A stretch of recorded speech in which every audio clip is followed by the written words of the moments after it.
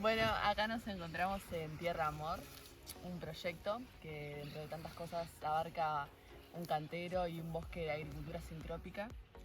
Esta es una metodología que no está tan implementada en Uruguay, no se conoce tanto, por eso parte de nuestro proyecto es conocerla y vinimos a estudiar esta experiencia y bueno, acá estamos con Inti y bueno, vamos a preguntarle a ver qué tal su experiencia acá.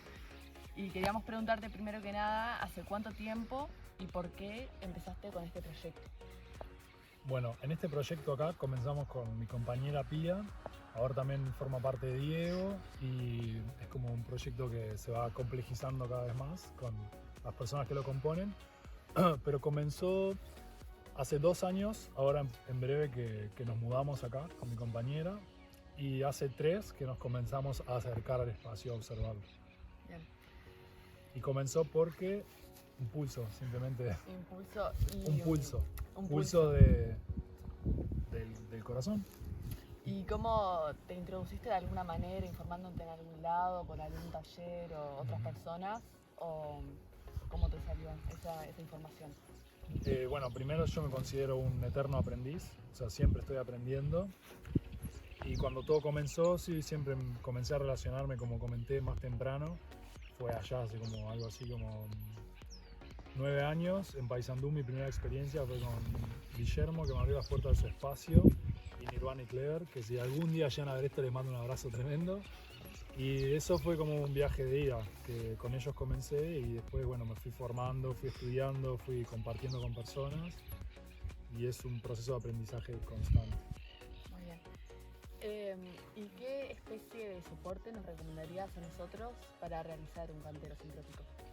Bueno, para comenzar con esto tenemos que hablar de lo que dijimos del contexto y objetivos. Ustedes, no sé cuál va a ser su contexto, su manejo, su clima. Y seguramente sea un espacio no muy grande y en un entorno cerca del liceo, en el mismo liceo, en un área y con fines de tener una producción de alimentos. Bien.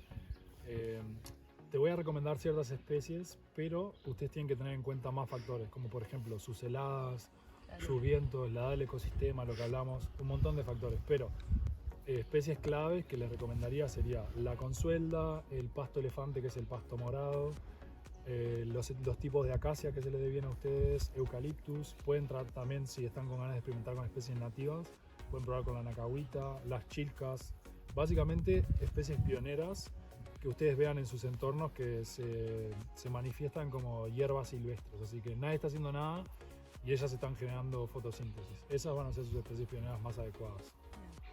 Bueno, ¿y te ha pasado en algún momento de tener plagas? ¿Y cómo es tu reacción ante ellas o cómo las combates?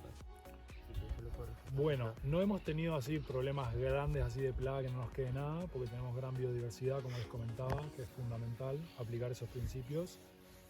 Pero cuando tenemos como la presencia de una hormiga o la presencia de, que nosotros le llamamos agentes dinamizadores, que nos están trayendo un mensaje de un desequilibrio, lo que hacemos es observar y tratar de comprender qué es lo que está sucediendo, porque eso nos está enseñando sobre lo que tenemos que afinar nosotros. O simplemente comprender que no es el momento para esa especie en ese lugar. Bien. ¿Podés destacar algún tipo de beneficio desde que empezaste a usar esta práctica, tanto como en la tierra o como en los productos que cosechaste de alimentos o en el mismo ecosistema? Sí, un montón. Bueno, el desarrollo del suelo y la regeneración que está teniendo es algo que nunca había antes.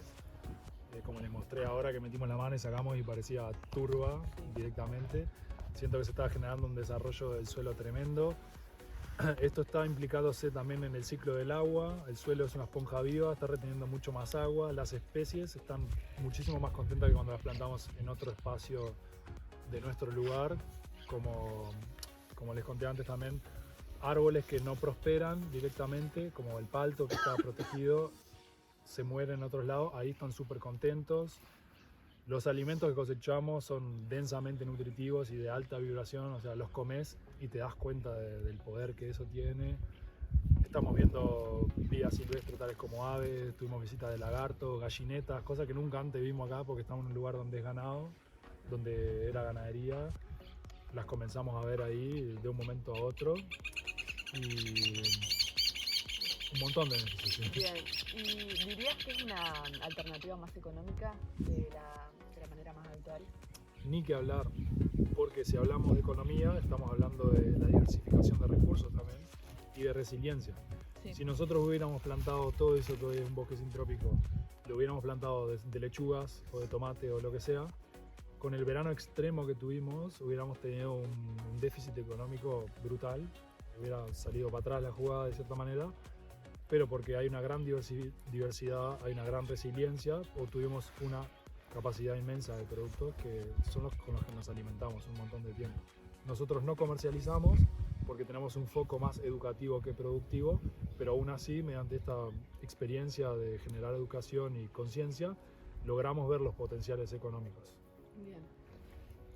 Entonces, ¿se podría decir que una persona puede vivir de un proyecto, a base de un proyecto de agricultura sintrópica?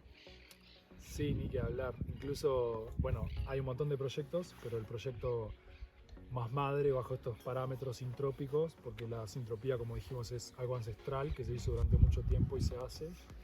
Está la granja de Ernst Gosch, que es el café y el cacao, perdón, uno de los cacaos más caros del mundo, en los cuales él generó una regeneración extrema en su granja y donde se llamaba tierra fullida, se llamaba que era tierra seca, tierra fundida. Hoy en día ese espacio se llama espejos de agua porque hasta rebrotaron espejos de agua y volvió a la vida y obviamente su economía está basada ahí, en ese sistema sintrópico y es como el ejemplo más vital que podríamos ver con más tiempo también bajo estos parámetros sintrópicos. Bien. Bueno, por acá concluye la entrevista. Muchas gracias por contestar. Gracias a ustedes.